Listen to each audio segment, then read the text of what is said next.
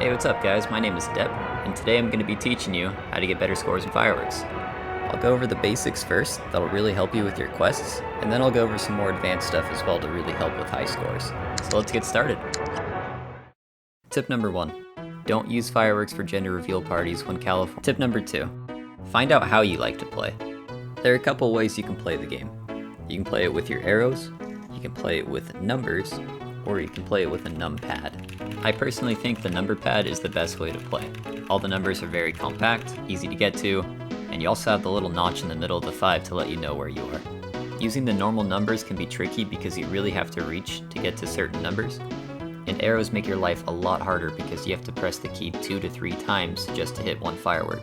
Oddly enough, the top 3 players all play differently. I play with the number pad, Astro plays with arrows, and Leah plays with numbers. This just shows if you find what you're comfortable with, you'll play good. Tip number 3. Only click if you know you're going to get a flawless.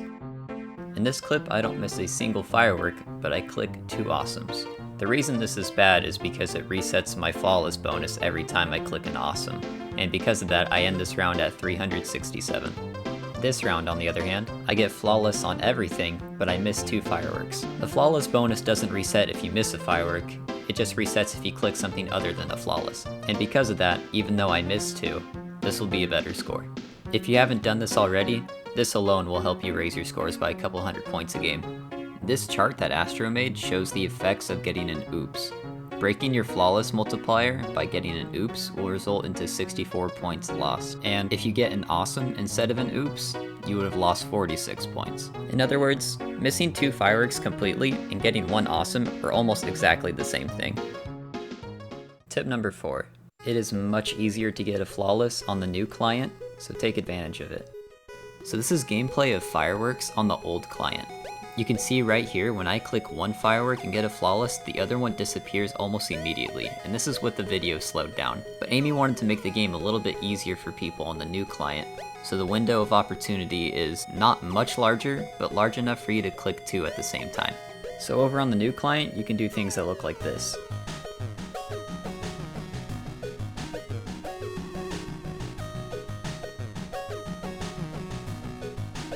This is another reason why I don't recommend arrows, because stuff like this, where you have to move between fireworks in a split second, being able to press the one that you need to press instead of having to press a few buttons is huge. But first you need to know the timing of all the fireworks in order to hit doubles, so here's a list.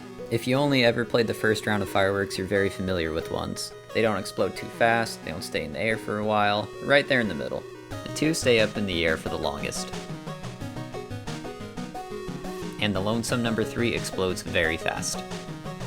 So this means if 2 1s shoot up at the same time, they'll explode at the same time. If 2 2s shoot up at the same time, they'll explode at the same time. So you could successfully do a double with 2 1s or 2 2s. Now another scenario is if a 2 shoots up, a second goes by, and then a 1 shoots up, then you can double those. I'll show you some examples right now. Stage 1-2 is great for practice, because every double that happens that stage are 1s, so you know they'll explode at the same time every time. Here's an example of a 2 shooting up first, and then a 1 right after, which allows you to do a double. Mastering doubles will bring your game to a whole new level. Tip number 5. Don't click on fireworks if it means getting a combo. So each level you get a different amount of points per combo. All the math that I'm doing right now is also assuming that your flawless multiplier is maxed. So let's imagine you get the combo orange-blue. I'll be using the same hypothetical for each level. So if the orange shoots up in the air, and then let's say a red shoots up next, and then the blue shoots up, and if you were to click all 3 of them, orange, red, and blue, and ignored your orange-blue combo, assuming that your flawless multiplier is maxed, that would be 24 times 3, so that's 72 points right there.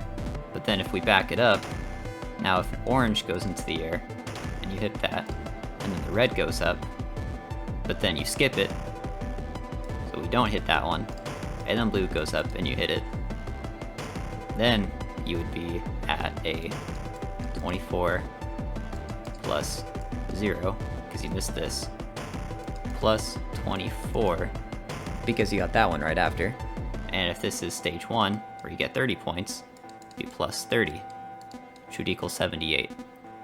So even though you only clicked on 2 fireworks instead of 3, you gain 6 points. And we can apply this math to each level.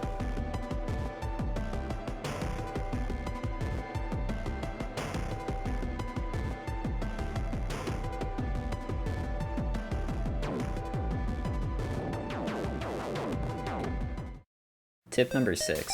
99.4% of the time, you won't use your Explode All button.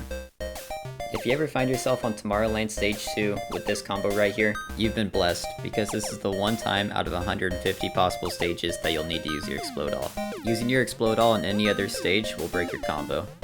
Outside of this moment right here, there is no other reason for you to use the spacebar. Which brings us to finales.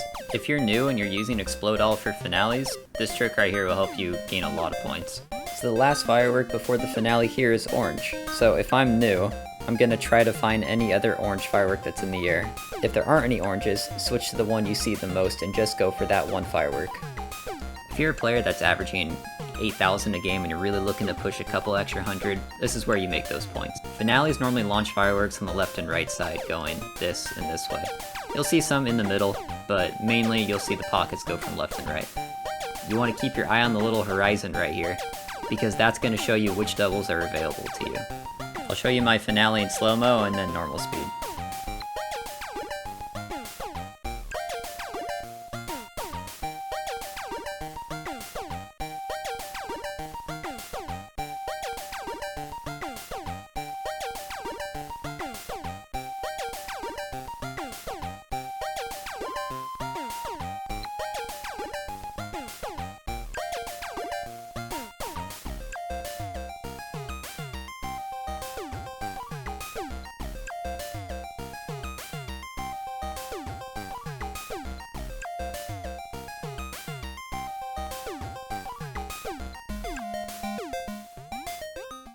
Last but not least, tip number 7.